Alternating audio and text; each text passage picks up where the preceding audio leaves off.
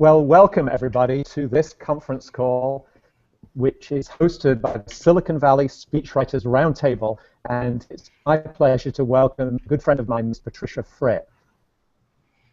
I'd like to start by just mentioning, for many of you on the call who might not be aware of it, we have a virtual roundtable.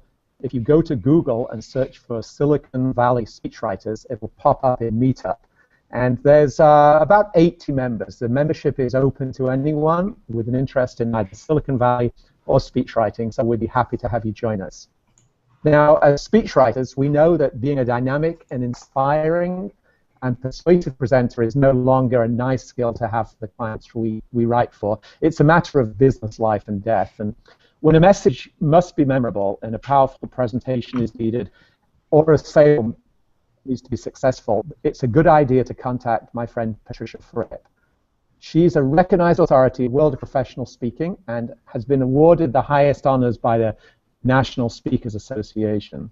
And Kiplinger's Personal Finance wrote that the sixth best investment you can make, anyone can make in their career, is to learn presentation skills from Patricia Fripp. So that's what we're here to do today.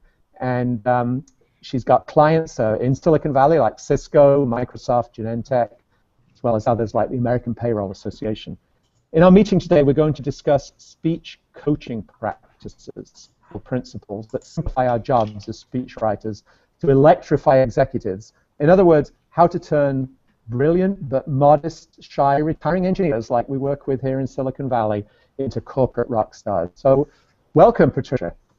Well, thank you, Ian, and it is a pleasure to combine your community of the speechwriters and any of my friends who I invited who were interested in speaking.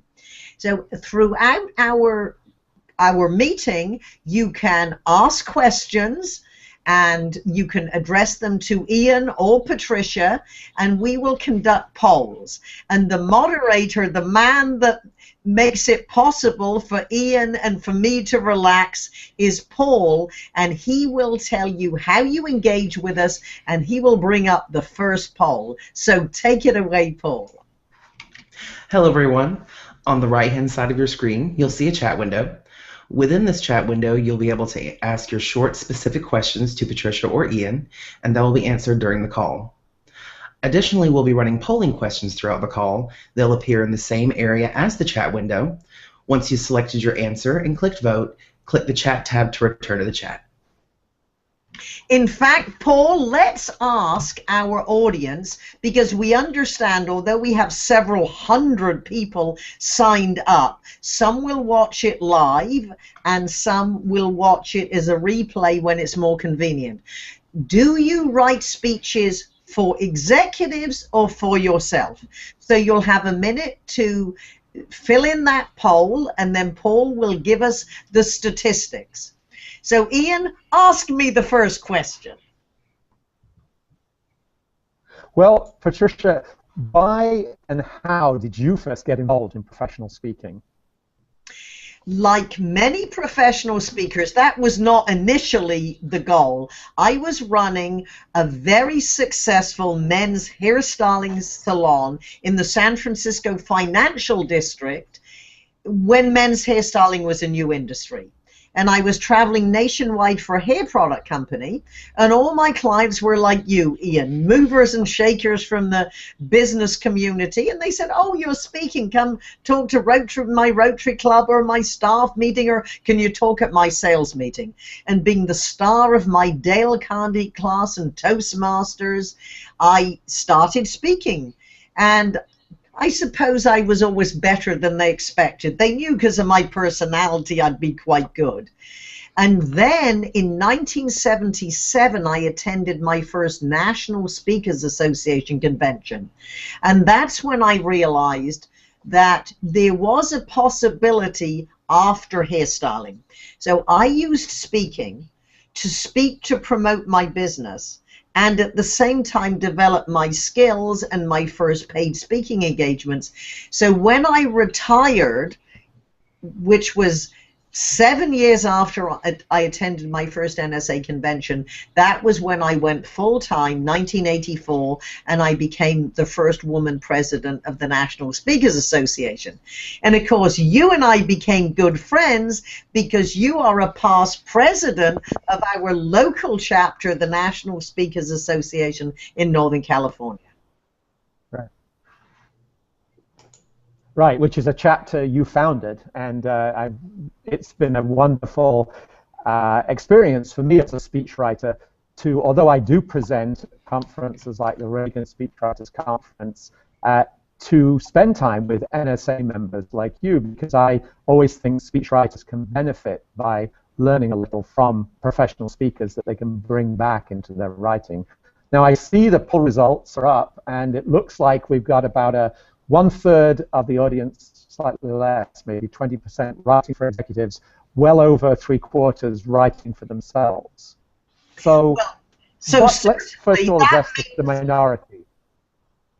Yeah, so that means more of your speech writers might be writing at the moment and they'll watch this later.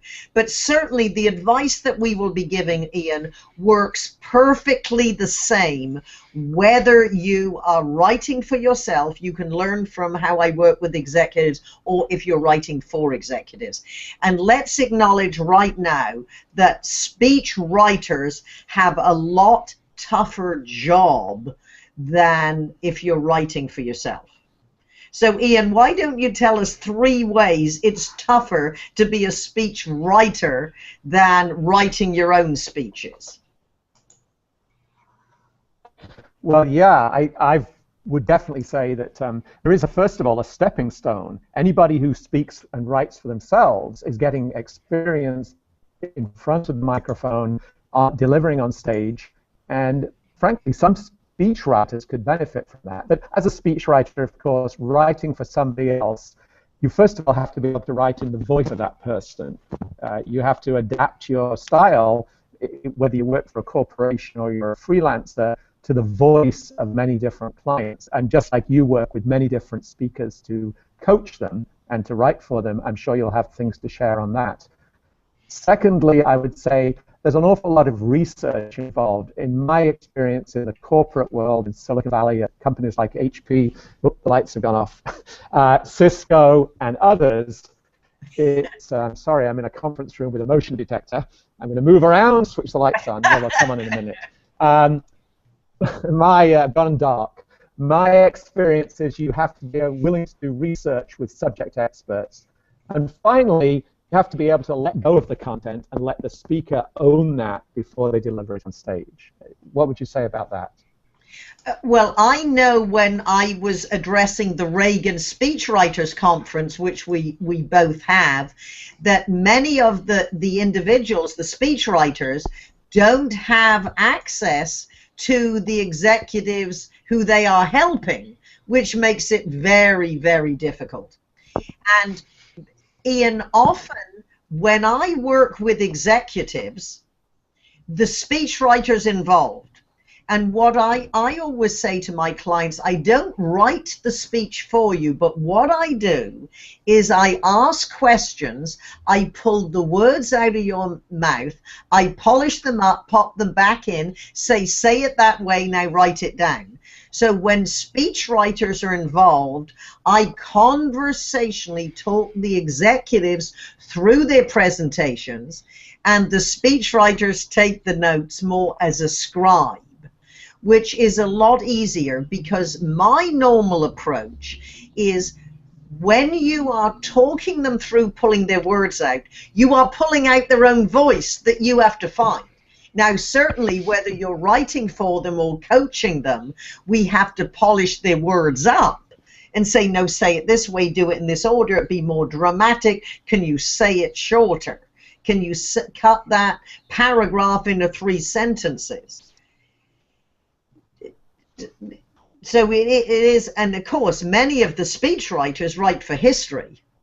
We have friends who've written for presidents and corporate leaders. I mean, so when I meet speechwriters, I'm really in awe of them. Our good friend Pete Weissman, of course, that we both became friendly with at the Reagan Speechwriter Conference, and certainly in my Fripp VT community, he was an interview for me, and I would certainly, although that's a private link for my Fripp virtual training community, I know Pete wouldn't mind me sharing the link with you to share with your speechwriters, because Pete wrote in the White House, for Congress, and for a chairman of a Fortune 100 company.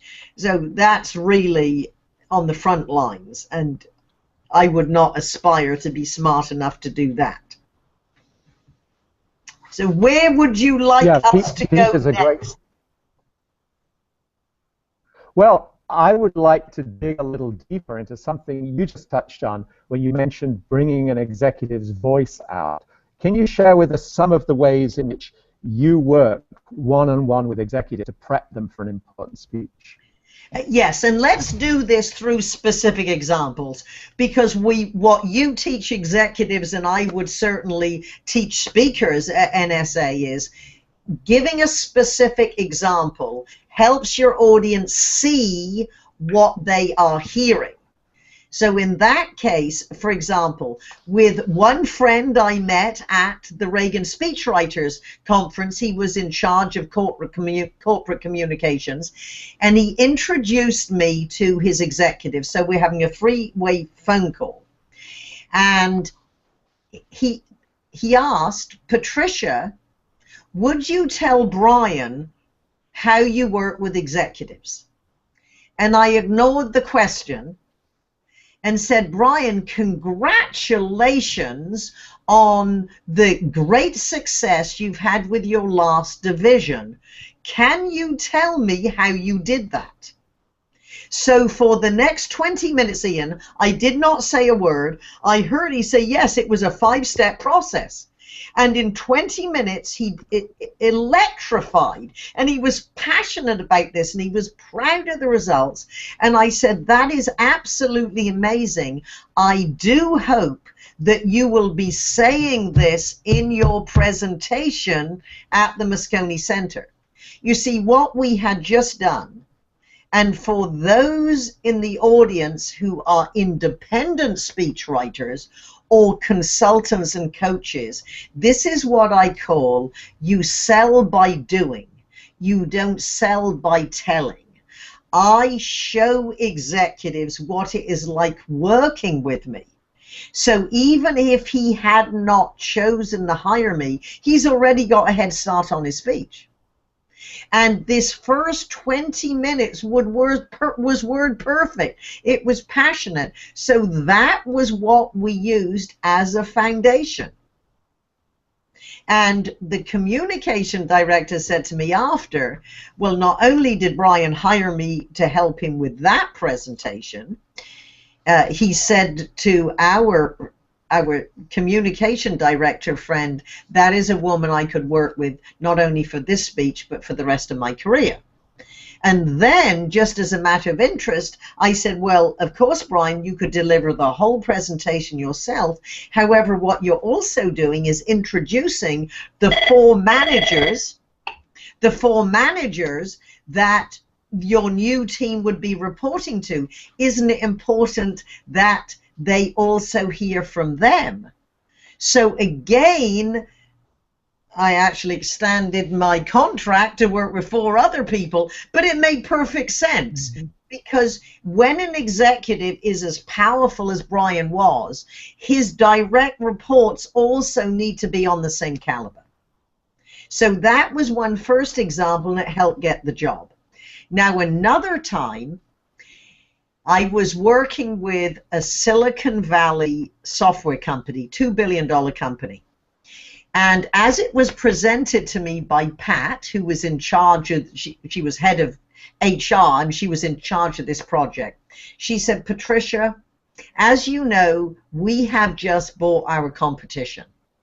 So for the 1,500 salespeople we're going to have at our conference at the Bellagio, 40% did not choose to work with us.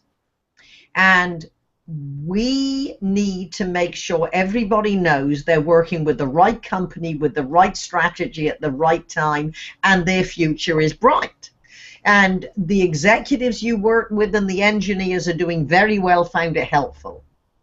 We would like you to work with our president. Now, he's smart. He's a brilliant man, and he's not a bad speaker. But he's shy. He's an engineer. And Patricia, we don't have any rock stars in our business. Can you turn our president into a corporate rock star? And you've got 4 hours. Well, his secretary said, oh, come on, he's not going to give you more than 2 hours. So in that case, we walked into the room. I hadn't met him before. He was over from Paris. And I said, how do you do? If you had one sentence rather than 45 minutes, what would you say? And he said, this is a brand new company. And I said, great, that's your opening line. Welcome to a brand new company. Write that down. And I said, well, who decided it was going to be a new company? Well, it was the board of directors. Well, where were you when you decided? Who said what to whom? So as you know, what I'm doing is I'm pulling the story out, Ian. And this is what a good speaker or a good speechwriter needs to do, is ask questions if they can have access to get started. Tell me the story behind. And as Bernard said to me, well, Arnold, who'd been on our board for 10 years, said, Bernard, what can we do once and forever to grab the market share? And he said, I told them we can do this or that, or make the boldest move ever and buy our competition. So you see, as you were going through, we are conversationally working through this. And then he was talking about the strategy. And I said, when was the first time you understood the importance of strategy? He said, when I was a 14-year-old ball boy before the French Open. And people came in to see the French Open. They didn't realize they were going to watch a match of the ball boys. And I was playing against my best friend, and we were equally matched. We were good players. And in that case, our ball boys were girls. And at 14, girls are enough of a distraction. And our ball boy girl was his sister. And she was throwing the balls in the way to sabotage my game to give her brother the advantage. So he said, Patricia, that was the first time I learned the importance of strategizing against an equally good opponent. And then, Ian, as I know you hear all the time, do they really want to hear these stories?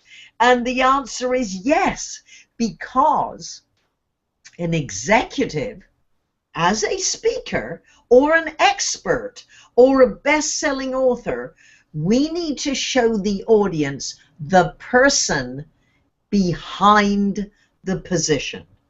Because with these Silicon Valley executives that we work with, Ian, they are respected, but a lot of people have no personal connection. They actually don't bump into them in the hall once a company gets outside being entrepreneurial. And it's important that they say, I respect the president. However, wow, he's a great guy. And the subtext is, because there is so much, there's what executives say, what we as speakers say, and then there is the subtext of what they assume. And the subtext is, wow, we can feel confident in our strategy because our president has been focusing on strategy since he was 14 years old. Now, there's one other key idea to really enforce about this particular presentation. So we were having this wonderful conversation, developing, bringing out the stories to reinforce his business message. And then he was talking about corporate citizenship. And this was very obvious. This was a man who was passionate about this subject. and there'd just been a tsunami. And so the company said, whatever the salespeople donate, we will also we will match the funds. And we were at this area because the salespeople gave $360,000. The company matched it, and it was getting boring. Now the question, if this were live, in fact, maybe we need to stop there and pose this as a question, Paul. In the chat box, if this were you, if you were the consultant or the speechwriter, and you're at a point when a brilliant executive is giving dynamic content and it gets to be boring, what would you say? So let's stop this example, and in the chat box to your right, in the chat box to your right, write the line in one sentence. What would you say to that executive? And Paul, I noticed there are a couple of comments. Are there any questions you should present to us at this moment? While we're waiting on people to put in that example, Stephanie asked, when delivering a proposal via a live webinar, what are some tips for standing out from the other presenters? Now you're delivering, so what you are doing is you are delivering your proposal. It's a sales call in a webinar. Is that right? I'm assuming that's what it is. And this is the perfect time, Stephanie, because I just got off a call after delivering exactly this. And the last 2 days I've been working with one of my biggest Fripp VT sales clients, which are internal salespeople, so they don't give outside presentations. And we're using the Fripp VT principles with exactly that. So the first part I would suggest you do is turn on your webcam just to welcome the person that you are talking to. Then, when you are actually going through perhaps demonstrating your technology, or you're bringing up your proposal on perhaps on the screen, then you might want to turn it off, and then you can focus on that. The principles in selling over the web are exactly the same as in person. You need to be clear, concise, know exactly how you're going to start, have you focused language, and only one thought or one idea per sentence or questions. The gentleman I was working with before, he volunteered at my session at the Sales 2.0, and because he was such a good volunteer, I said, I'll give you an hour free advice. And his actual words were, I cannot believe we've been in business for 15 years and no one has ever helped. No one's ever told us how to ask good questions or one question at a time. 15 years in business, and the simple advice in a one-on conversation he'd never heard. So it's very easy to stand out from the crowd. The same VT principles in the web. Next question, Paul. Jacobson. He wants to know, how do you delicately demonstrate or tell an executive that they are a terrible speaker? Example is the most recent Apple keynote product release. To the last speaker, they're all terrible and need Fripp and me. What's the strategy? Oh, well, frippery is very available for any amount of investment. Good. Well, that's where you need to be the expert. And this perfectly brings up, Ian, why speechwriters need to get some of their own speech coaching and perhaps come to NSA or get involved with other people like you who are speechwriters who also speak. Because it's a lot easier to stand up and say, look, let's review your presentation last time, just so we can build on it, and you have to find something they did right. Ian, you obviously had great grasp of your content. You were obviously very passionate.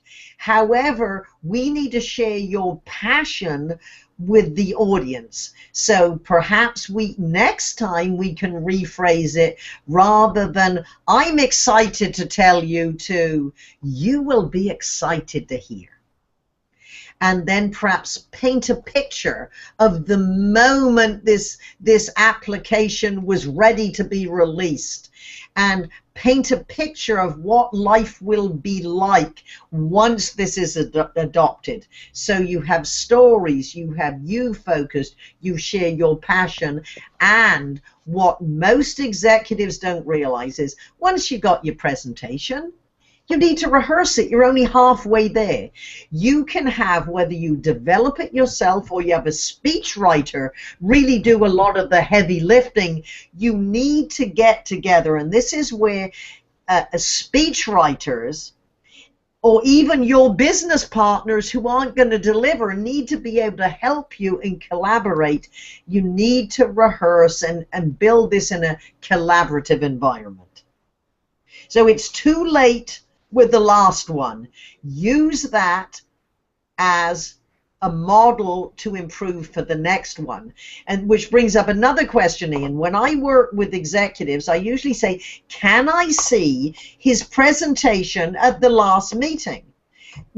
All these companies record them for their archives, perhaps for compliance or for the legal department. Nobody ever watches them.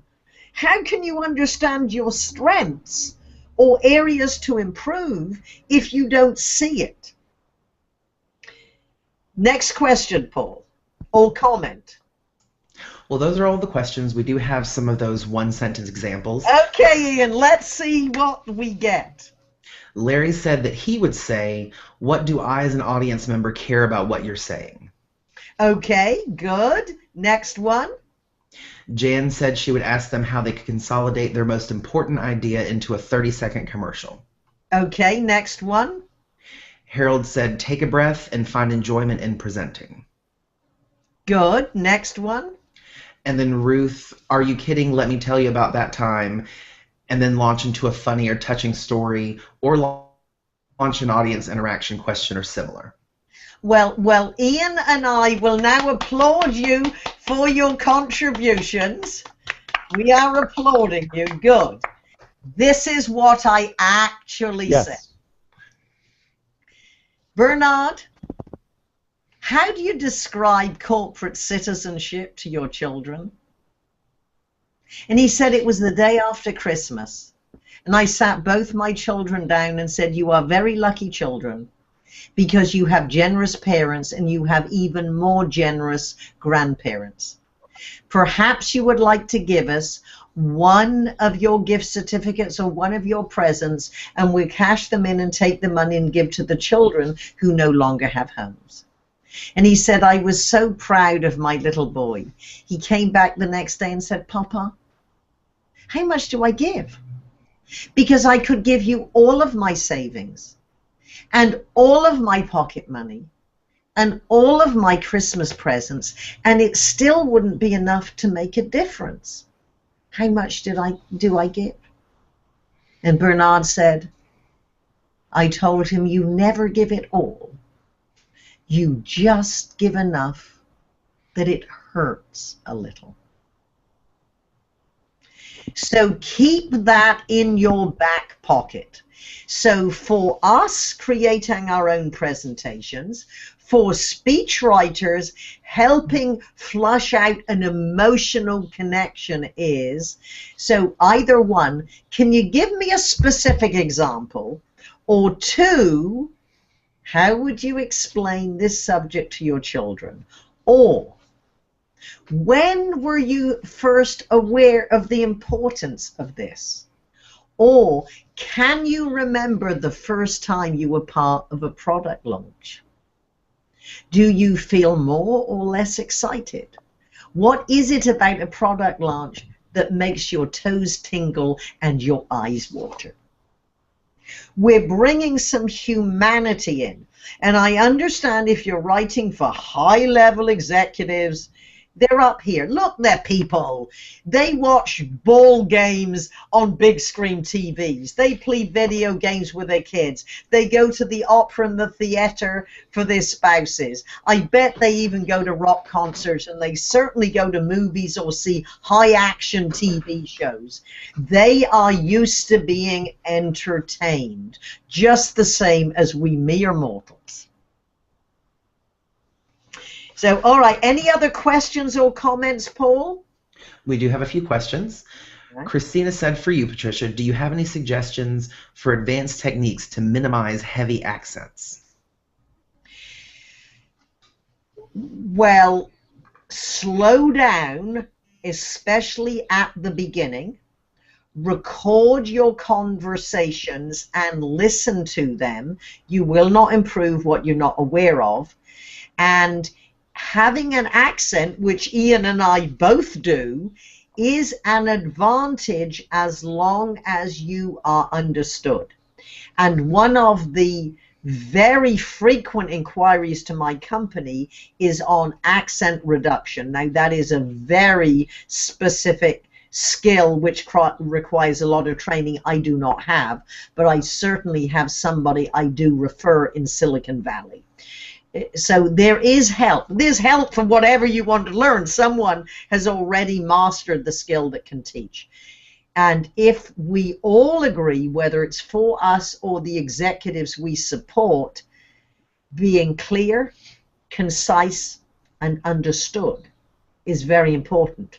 If we want to inspire action and commitment, people do have to know our point of view, we believe in them, and specifically what we want them to do. Any more, Paul? Yes, Joanne asks, what about executives who insist on PowerPoint slides when they may actually detract from a good presentation? Well, I think Ian and I would both agree on that, is that visual aids are visuals and an aid.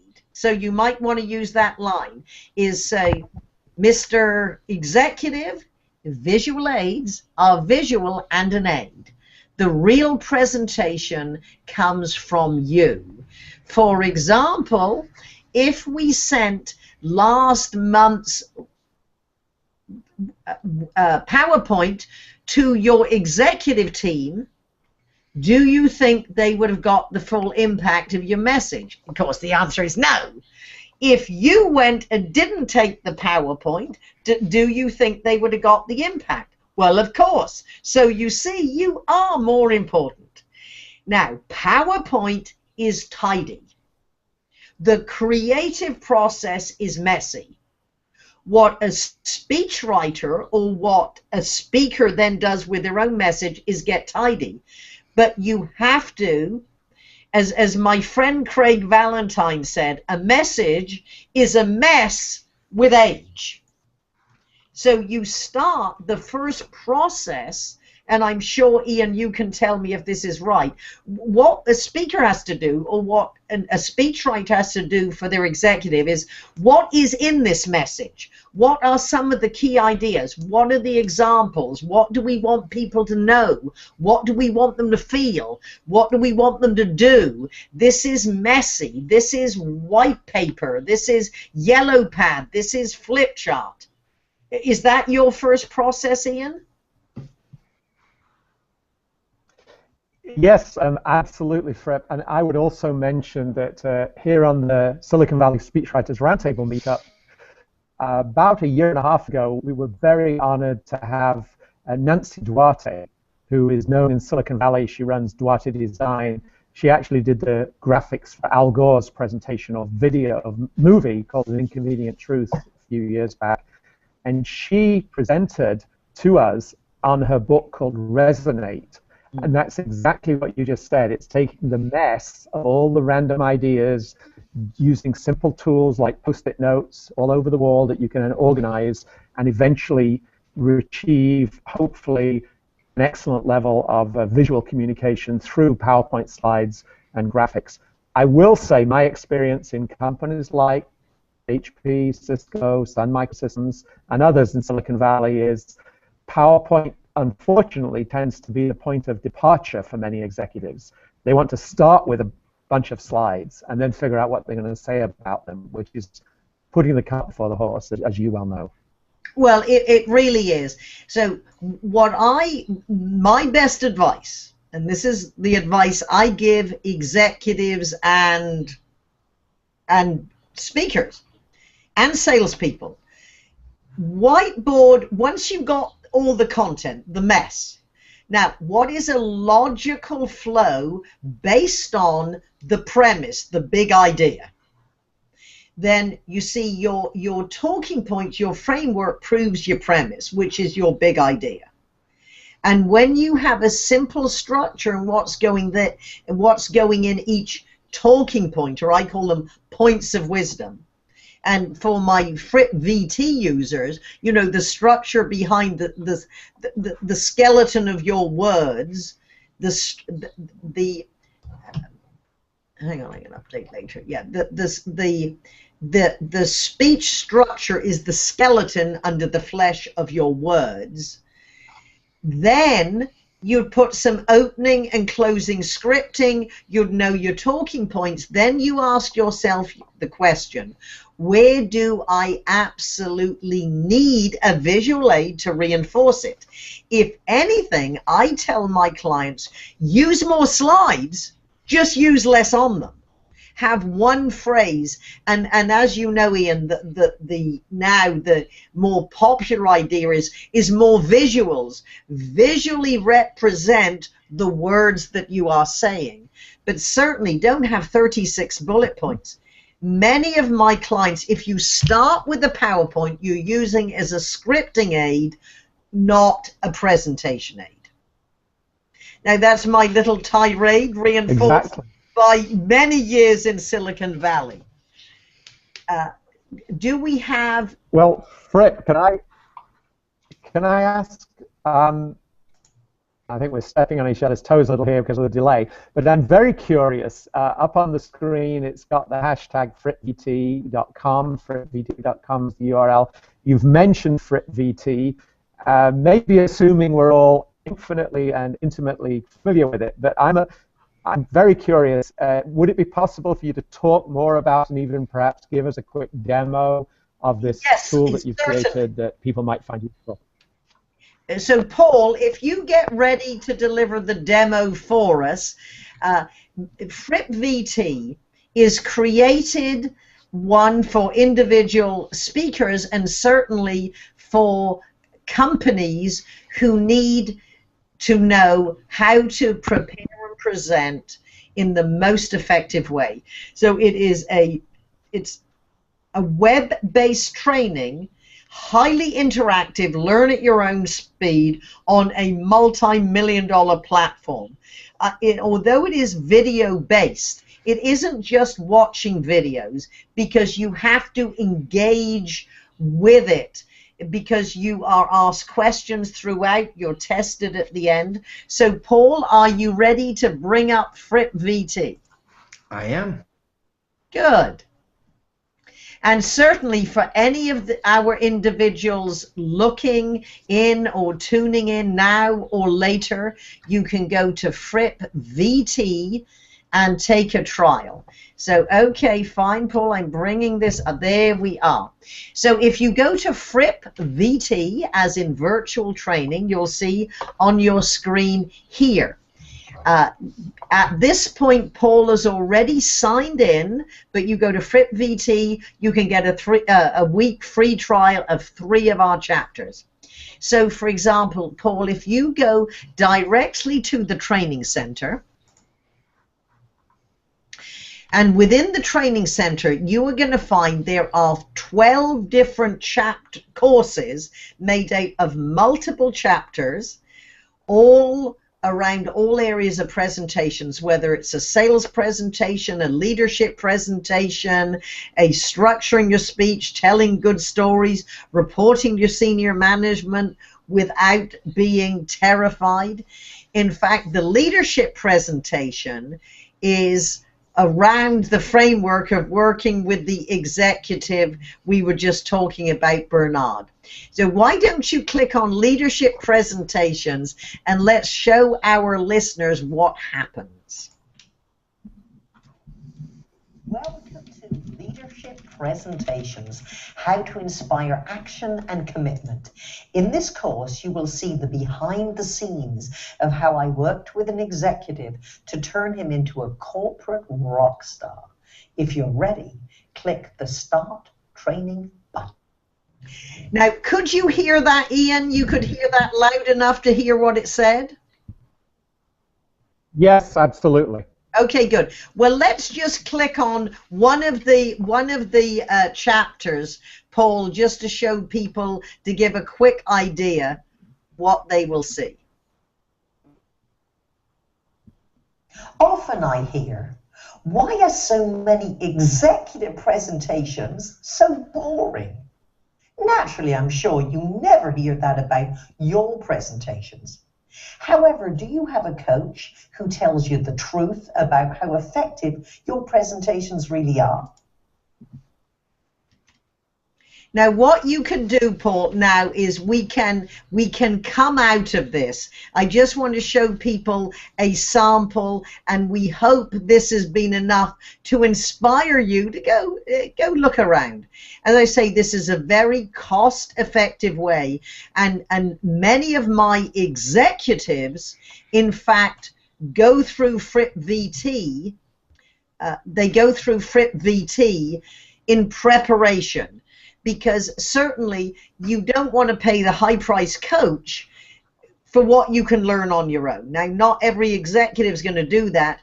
Working with a lot of my clients who have sales teams, I will do a kickoff explanation, show them around some of the value, then they get to work, they go through 4 of the courses, then I go in and coach them in person. So it's a combination, but thanks for asking, Ian, but it probably is the most cost-effective way to have access to absolutely the best, modestly speaking, the best information. And even if you are delivering speeches or helping create speeches for others, the more you know, the more authority you have when you present and coach them, the more likely they are to listen to you. If you're creating your own speeches or sales presentations or web events, that will also help them. So, Ian, do you want to ask another question, or should we look at another poll? Well, I think I'd love to hear another poll question come up. I know we did a quick survey of the audience asking whether they were writing for executives or themselves. We have another question, though, whether they are freelancers, employees, or a mix. I'm always curious, so how many people are independent entrepreneurs, like freelance speechwriters like you are, and how many work in corporate America or for organizations? Paul, would it be possible to bring that question up? And also, if you are in the percentage who are speakers, we would also like to know, are you like me? You have your shingle up, you're in business for yourself, whatever your business or consulting or speaking compared to, you are developing your skills for your corporate job. And while people are doing that, would you like to ask another question or hear another example of a different executive? Well, absolutely. I have a question I'm keeping in my back pocket because I know that you won't be able to answer it in under 5 minutes or more, and that's to do with screenwriting, because that's a whole area that you have invited experts like Michael Haig and you to present. But before we get to that, you've mentioned the National Speakers Association a couple of times, and I've certainly benefited as a speechwriter from being exposed to you and other world-class speakers, both at the national conference as at the local chapter. Now, you've been a member of NSA for many years. Could you quickly just describe, wherever people are in the country, how they could maybe connect with a local chapter and what they would expect at the typical meeting? I first joined the National Speakers Association and attended my first convention in 1977. In 1998, we started chapters.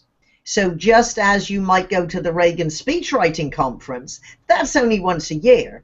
The reason you founded the Silicon Valley Speechwriters is so that you can collaborate and help and grow and learn from each other and hear from experts in a more localized and more regular way. Well, the National Speakers Association at this point has 38 different chapters. And if you would want to find out, you would go to nsaspeaker.org. That is the website.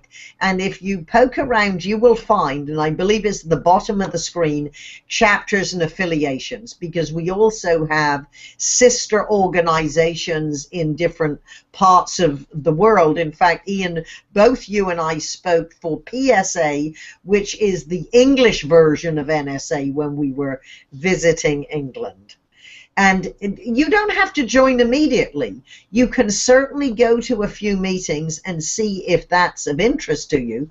For any of our friends who are anywhere near Washington, D.C., our convention will be there in July, and you can attend the convention even as a non-member. You just pay a slightly higher fee.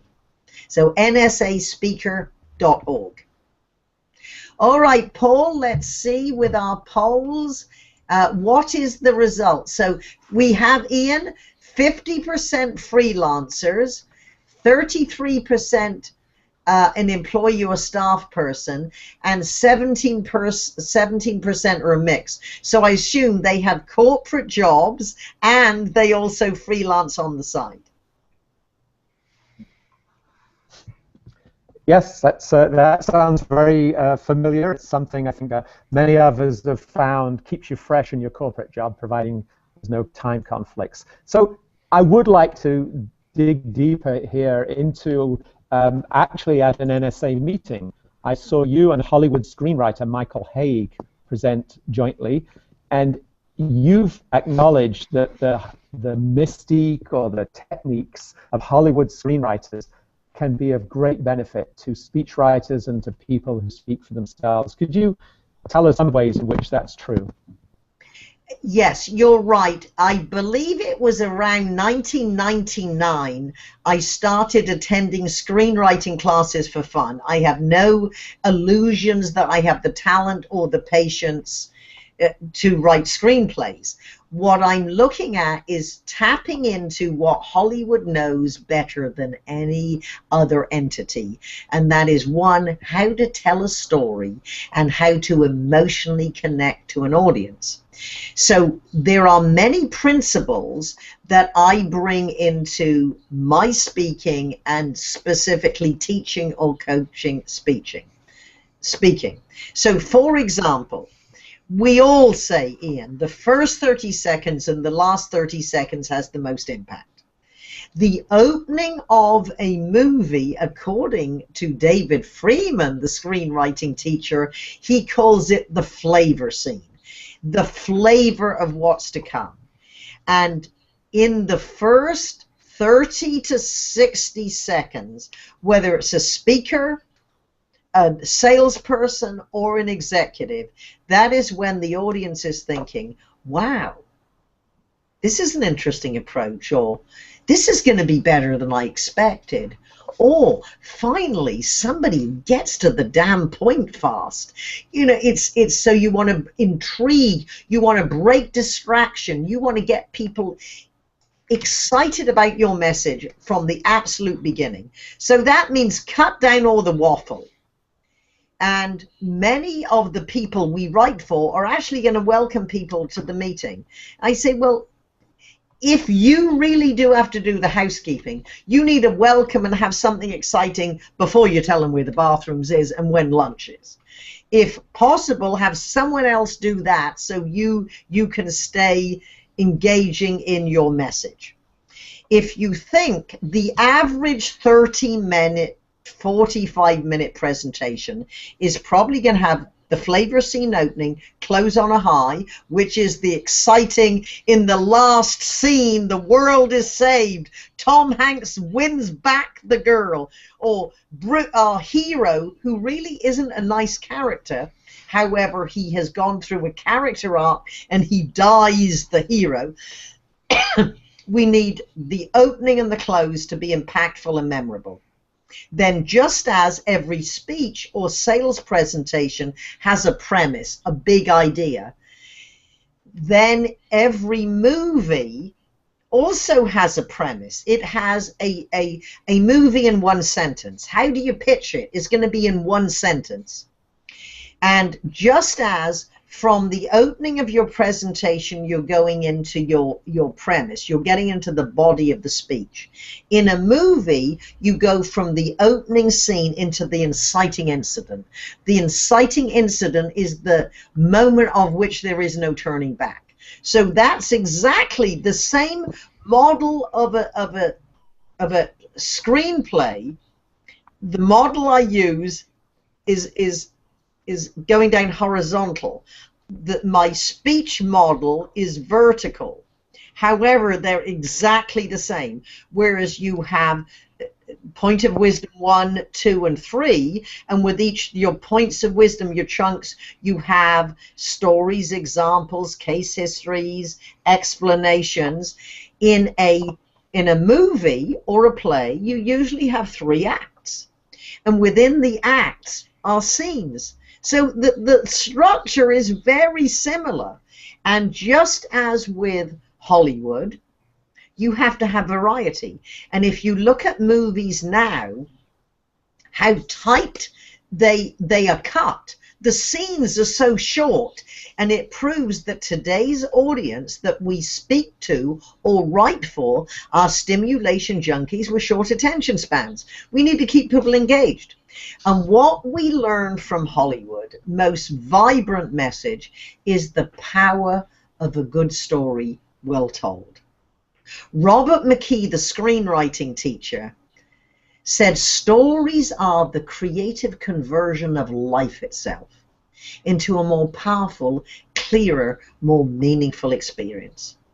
And an audience of 1 or 1,000 giving the choice of hearing a simple story well told or a brilliant story badly told will always take the simple well told. And this, if you look at a corporate environment, you might have Mary, who is the receptionist in the coffee room, just having you in stitches with a simple story of how she dropped her kids off at work. And then in comes the chief financial officer, and he starts telling you about some exciting dinner party he went to last night, and it is so boring. You say, well, it's time to get back to work. It's a simple story well told. And we also learn from Hollywood, what we teach into our presentations is that characters have to be well developed. So we have to give our characters a backstory. Even if you're talking about, you might say, a client of mine. No. A seasoned senior vice president that had been in Silicon Valley for 23 years. Now you know this someone, whoever makes the decision, if you're using this as a client example, is a seasoned person who makes good decisions. We need a little backstory. And also, when you're telling stories or your executives are telling stories, you don't report on the dialogue. I was talking to the head of HR, and she was reporting that our employee satisfaction is down 3%. Oh, come on, how boring, how pathetic. Now make it a story. Last week I had a conversation with Jeannie, who's head of HR, and she said, Fred, for the last 16 years we have been researching how our 1,300 associates feel about the company, our strategies, the relationships with their manager. And I hate to tell you, but in the last survey, employee satisfaction is down 4%.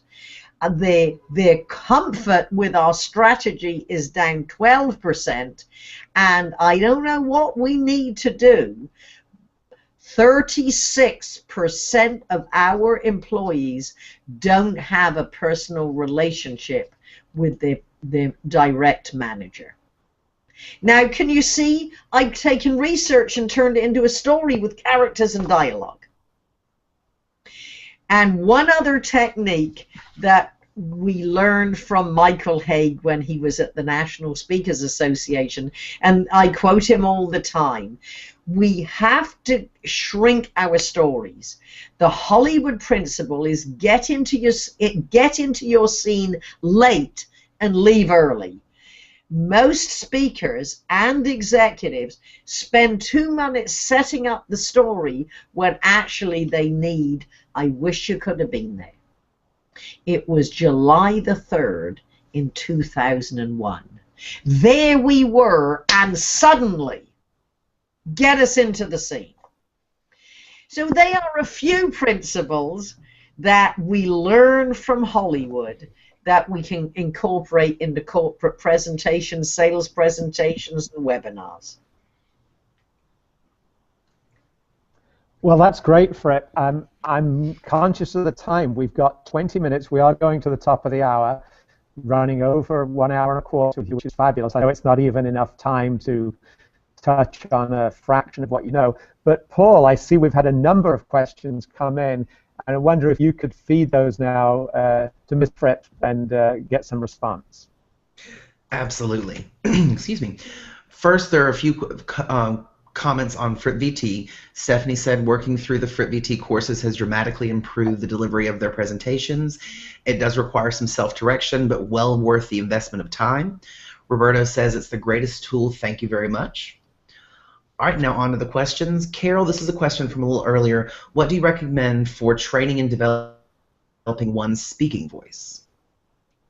Well, by speaking voice, do you mean the actual voice or finding your voice on how you deliver your material? If you mean actually your voice, I recommend you record your sides of conversations and your presentations. And I'm amazed my internal sales professionals that I work with, they might record their WebExes to send to people in their prospect clients who weren't in attendance, but they don't listen to themselves. And this is the idea. You will not improve what you're not aware of. So one, listen. If you get feedback that you speak too softly, then you are probably not breathing and getting your air from your diaphragm. You're speaking from here rather than lower down. And the best way to learn that is with someone who teaches yoga breathing, or an acting coach, how actors. Meanwhile, there is an exercise. You breathe in for 5. Hold it empty, or hold it for 5, breathe out for 5, stay empty for 5, and then do that again multiple times a day. And then you go from 5 to 6 till you can go up to 10 or 12 or 15 seconds of breathing, holding, and exhaling. And if you do get feedback that you are too soft, then get your friends in the conference room down the other end, the biggest conference room you have, and shout. Now, you will feel you are shouting. They will feel, oh, thank goodness, at last we can hear you, if that's what you mean by your actual voice. You might also get in the habit of singing an article or the newspaper just to build vocal variety. If you want to find your voice as in what is your message, I suggest you do your once upon a time technique. Start at the beginning of your life, starting with, and this is a great way, Ian, for executives, for a speechwriter to help an executive. Do this with yourself, do it with your executive. And this is how I start with my clients. Where were you born? What did your parents do? And what advice did they give you that has helped develop your character? That is a great place to start. And there are many presentations that would be very good if we started with, when I was growing up in Wimborne, Dorset, my dad, who was a very successful entrepreneur, always said, Patricia, as you go to work, don't concentrate on making a lot of money. Rather, concentrate on becoming the type of person people want to do business with, and you most likely will make a lot of money. So whatever that executive is, whatever you do, that is a great talking point. You have to have your life experience, and for speakers and entrepreneurs, you get paid for what you know. You get paid well, whether it's in speaking fees, consulting, freelancing assignments, or with your product or service. You get paid for what you know. You will certainly get paid a lot better when you can communicate what you know most effectively. Next question, Paul.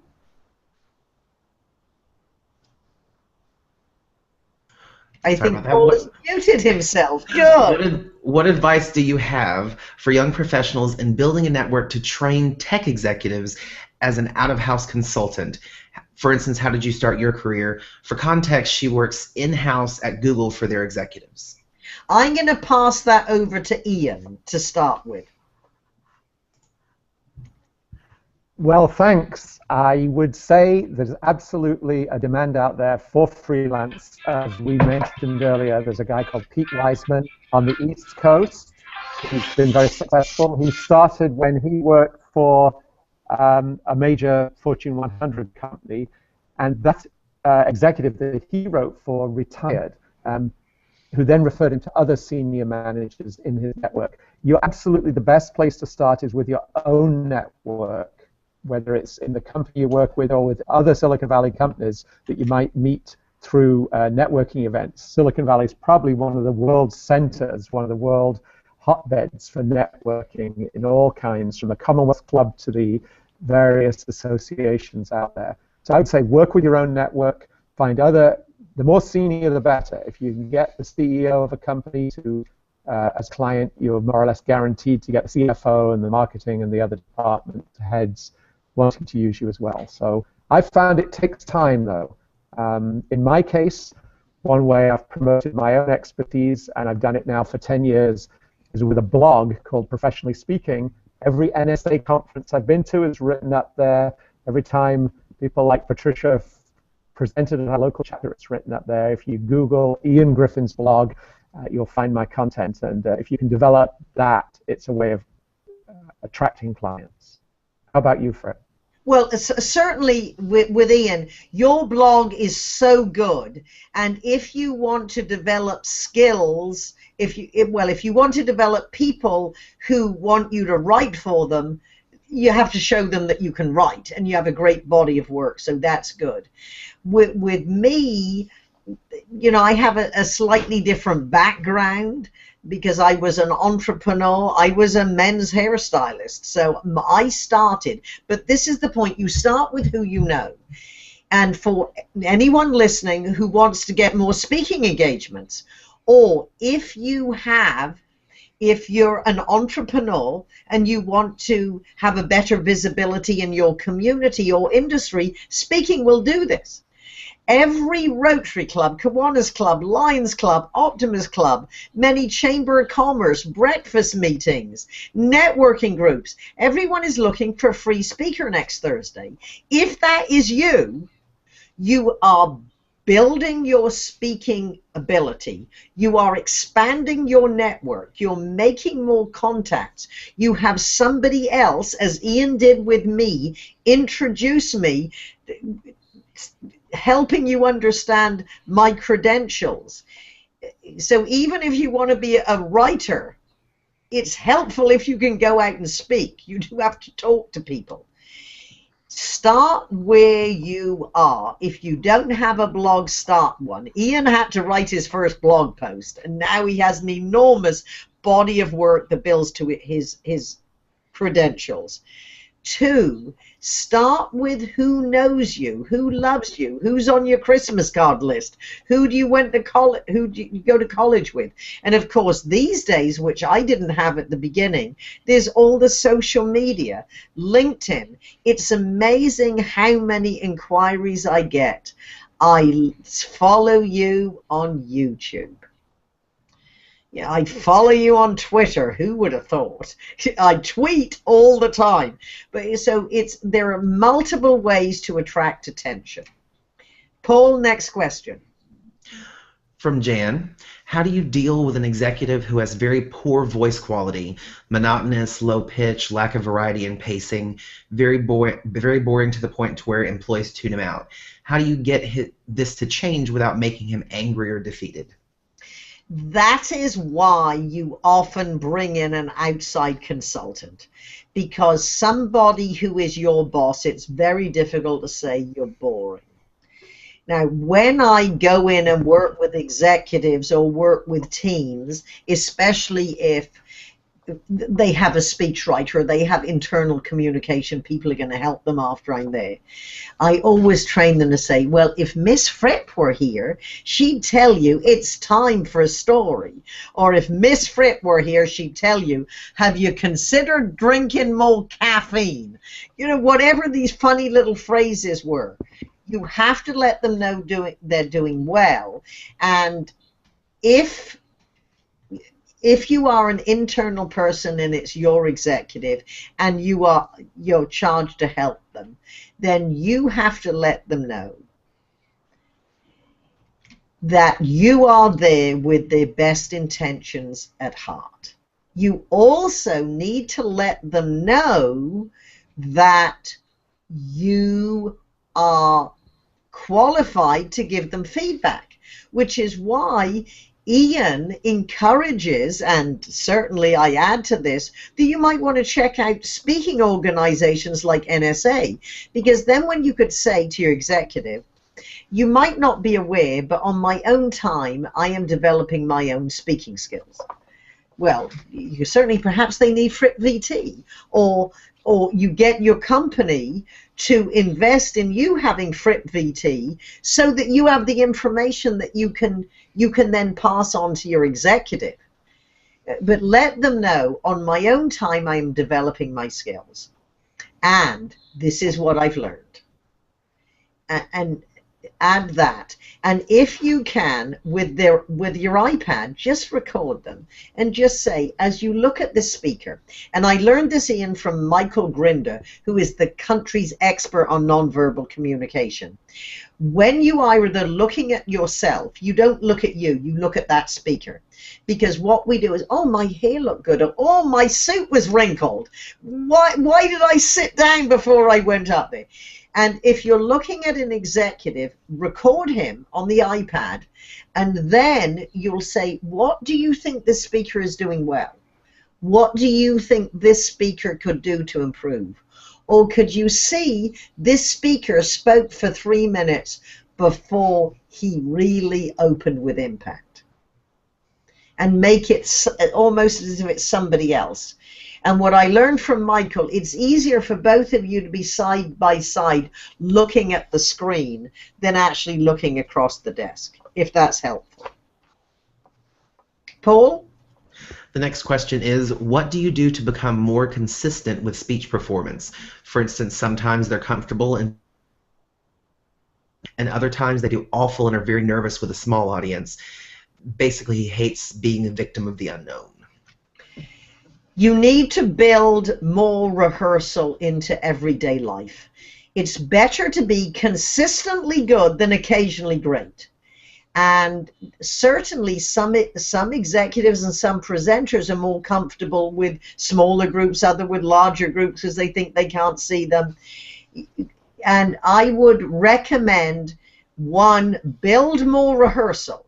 See, once you've got a speech, you're only halfway there. Now you have to get it in your body and get comfortable.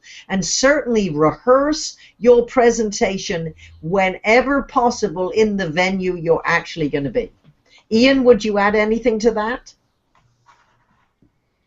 I would agree fully that rehearsing is key. I think that different audience sizes, I don't know if I'm unique in this, but I've very rarely presented to more than 20 or 30 people. But when I have been in an auditorium with 150 or 200 people, it's almost easier than when you've got a small group. I haven't heard other speakers comment on that, but I have heard that after a certain sized auditorium, especially with the light shining on you. You're probably only aware of the first row or two anyway, and I'm sure you've had to coach people with the largest auditoriums to come across naturally. And I'm sure there are techniques you can maybe share with us on that. Certainly. One, when they walk on stage or when you walk on stage, stand still. This represents the stability of your ideas and the company you represent. And as Jerry Seinfeld said, play to the cheap seats first. So if you have a large auditorium or you have a balcony, look up, because as Jerry said, if you're acknowledging the people in the balcony, when they know that you know they're there, they'll stay with you when you're interacting with the people that you can see. Even when you can't see, you can usually see the first few rows, you still have to make eye contact with segments of the audience for a thought, an idea, or a phrase, because they will feel you're looking at them even if you can't actually see them. And it's good to, again, get comfortable in the environment. I remember the first time I walked on stage and with the lights I couldn't see anybody. It threw me. One, I would always recommend you have the house lights up, or you at least have some of the house lights up so that you can see people. Now, what I would also suggest, and I'm sure Ian's found this, is some executives are not good speakers. However, most people can answer questions and have a conversation. I often recommend my clients just sit them on a sofa or high stools and have a good MC that has a nice personality. For example, someone like Ian internally. And this is why I say, don't go for the most important person. Go for the person who's the best speaker. I don't care if he's brand new, he just happens to be a good speaker. Because having the moderator, the MC role, you do have to have personality and confidence and think on your feet. And just because you're the senior head of some group doesn't necessarily mean that's you. And then just pose the questions. And again, you can rehearse. You can rehearse what questions they're going to be asked. And that often pays off really well. Ian, any comments on panels or conversations in the corporate environment? Well, I've actually got a blog posting on 10 tips on speaking on a panel and also 10 tips on moderating a panel. So search for that on my blog. I'm looking at the time. There really is, I don't think, time for any more questions. I will be posting the recording of this on my blog, and I'll make sure that I cover the questions, and I'll get Ms. Fripp to give her answers in writing, the questions we didn't get a chance to get to. But on behalf of the Silicon Valley Speechwriters Roundtable, I would love to invite all of you to join. There's no charge. It's a meetup group. Google Silicon Valley Speechwriters, and you'll find our membership page. And we have people from all around the world as members. We do have future meetings planned with hopefully probably not as compelling a guest as Patricia Fripp has been, but equally knowledgeable people, especially in the world of technology, speech writing, and Silicon Valley. And I'd like to close by turning it back over to Ms. Fripp for the final word of wisdom. What would you share with us to send us on our way this holiday weekend? And certainly, Ian, everyone who registered will also get a replay link, whether they with us live or they will be watching it later. And I do encourage everyone go to your blog. It really is one of my favorites, and I predict 2 new blog posts in my immediate future from your 2 about the panels, those 2 blog posts. I recommend, and perhaps Paul, if you could pull it up, put in a pop-up if people would like to go and take a trial or just check out Fripp VT directly from this meeting. If you could put up a pop-up for them. Oh, look, he's already done that. Don't you like people who anticipate your every need? And with that, remember, when your presentation must be powerful. and your your sales presentation must be a success, you are well served to, whether you are writing for others or speaking for yourself, to develop those skills. Fripp VT can help, and remember, all learning needs repetition and reinforcement. Thank you.